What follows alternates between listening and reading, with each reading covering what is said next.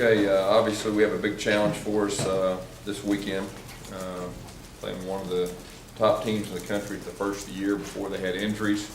They're getting healthier. They've got 16 returning starters off a team that almost won the SEC championship last year. They got one of the better quarterbacks to ever play in the SEC. So it'll be a huge challenge for our guys, and we do realize, we're going to have to keep improving and get ready to play. Question? Coach, what makes Aaron Murray such a good, balanced quarterback? Well, he's extremely talented. He's got great experience. He's been in big games, handles pressure well, and it's all above. And he's mobile enough to push it with his feet too.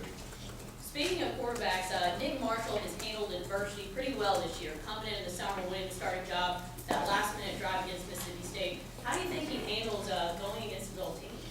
That's a good question. I mean, he's familiar with them. There's no doubt. But if he holds true to past experience this year, I mean, he doesn't get too high or too low. Not much really rattles him, and he stays pretty calm. No matter what the moment. What challenges does Todd Gurley present for you guys? Well, he's one of the better running backs in college football. He's a big guy, can run. He's tough to tackle.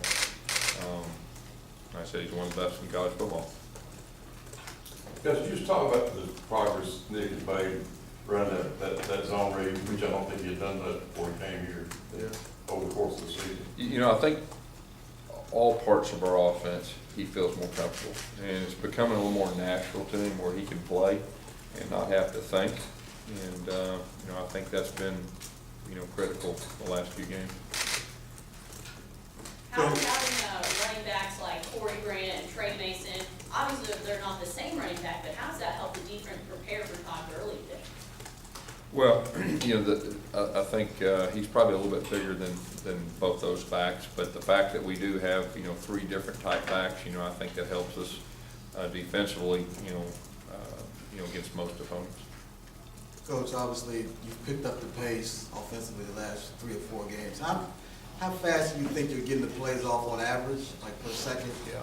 And how much of the offense different from when you had Cam, or is it exactly the same?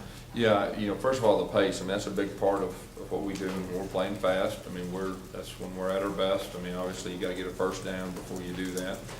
We'll continue to try that to be an advantage. We are a little bit different than when Cam was here.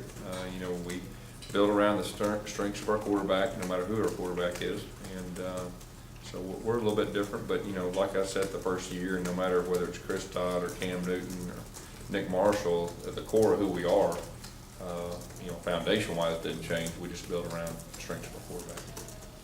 Guess going off that, how unusual is this for you? Just because historically you've never had a team that's passed for so little. You've always had more production in the passing game and a little bit less from the quarterback running, historically speaking. So just how different an experience is this for you than this year? Well, I think the fact that I'm a former high school coach, each year you have different players. You got to try to adapt around that. It's just whatever you do best. You need to build around that, and that's kind of what we're doing best right now. Have you spoken to Nick at all this week about maybe handling some of the outside pressure or deflecting it somehow? No, not really. I mean, we're taking it week by week. As far as each game, Nick, there's no doubt in my mind he'll be ready to play. Like I said earlier, doesn't get too high or too low. He's an even kill guy. He's motivated, and I know he'll be ready. That's talking about you being a high school coach before. Did you ever come in contact with Art Briles? Is he someone you've met? Yeah, when I was a young high school coach, he's one of those guys. He was at Stephenville, Texas, and I was trying to figure out what they were doing. I mean, they really had it going on, and I think he was one of the first guys to have a video out, and I got the video and started watching some things they do. Got a lot of respect for him, and he's very good at what he does.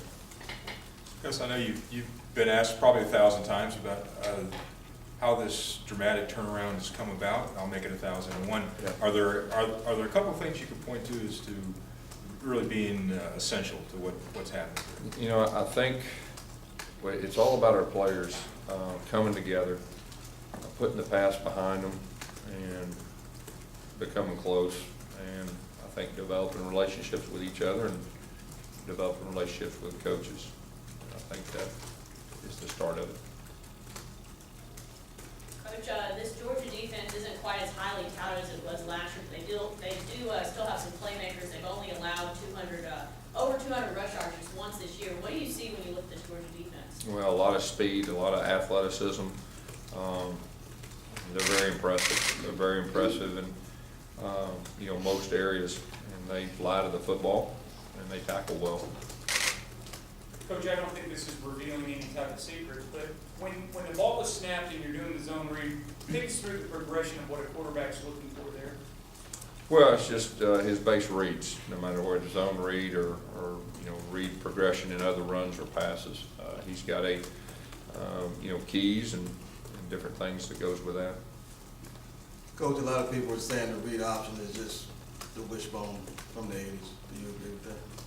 Well, I mean, anytime you've got, different facets of, whether it's power read or read zone, there is responsibilities that has to be done defensively. But the bottom line is like anything else, you've got to execute offensively no matter what you're doing, and we understand that. Gus, in the process of bringing Nick here, how much the conversation did you have with Coach Rick and the vetting process, how much was involved in there? Yeah, no, like I said, I started recruiting to Arkansas State. We did our homework on Nick when we were there, then got a chance to get here, and then, of course, Rodney Garner was there with him, and we had all the information we needed, and we're very proud of Nick as a person and as a player. So you relied on Coach Gardner's kind of experience with? Yeah, all the above. Yes, it is unusual though for a player to, after a situation like Nick had, to work his way back and have the success that he's had. The other two young men who went through that situation have not had that success. Can you just speak to Nick's character and the ability for him to make it back to this stage at this point? Yeah, well, like I said, I got to know Nick recruiting him when I was at Arkansas State as a person, and we did our homework, on him there. And then the fact that we got here with Coach Garner, knew him well, knew the family well, all the above had to do with that. But we're very proud of Nick on the field, off the field.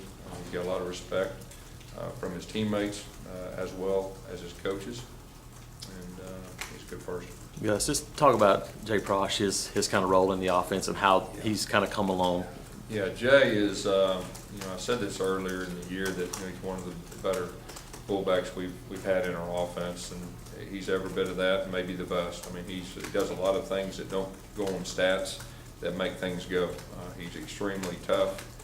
He's very unselfish, and he played very well on Saturday.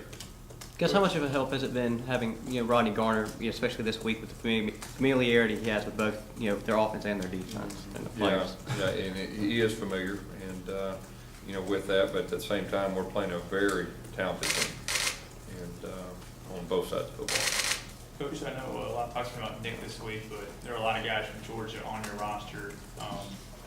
I know no game's bigger than another game, but you get the sense that there's a little more excitement this week. Sunday was just about like it had been the rest of the weeks. Our guys have been even keel, and they've just approached it like the next week.